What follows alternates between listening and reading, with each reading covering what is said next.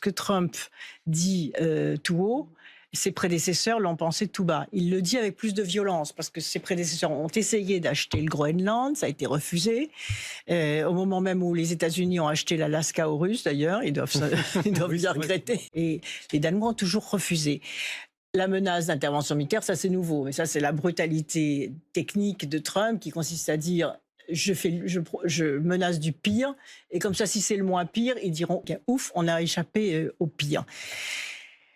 Mais le réchauffement climatique est un très lourd problème, notamment pour les habitants, parce que la fonte, ce qu'on appelle le pergélisol, c'est-à-dire la fonte de la glace qui est sur le sol, entraîne comme des tremblements de terre. C'est-à-dire le sol bouge, les routes s'effondrent, les maisons s'effondrent. Donc aujourd'hui, le peuple du Groenland souffre du dérèglement climatique. Et dans le même temps, les grandes puissances convoitent les atouts du dérèglement climatique, enfin les chances que ça apporte, les chances entre guillemets, parce que ça va quand même augmenter le réchauffement climatique avec l'utilisation des énergies fossiles. C'est la nouvelle route maritime, qui est un atout considérable, puisque ça évite de passer par le canal de Suez.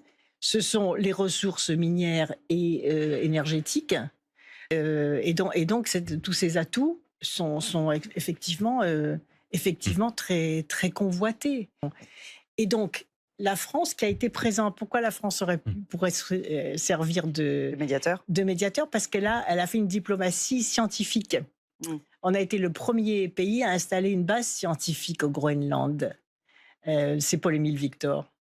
L'extraordinaire Paul-Émile Victor, dans la base Charcot, puisqu'on a des explorateurs et des scientifiques, les meilleurs, les plus connus au monde, entre Charcot, Paul-Émile Victor, Jean Ballory, Jean-Louis Etienne et d'autres. Donc on a un respect et une connaissance, une considération, une connaissance de ces pays, parce que justement on les a respectés. On a associé les populations aussi à nos recherches. Avec l'IPEF, par exemple, l'Institut de recherche polaire.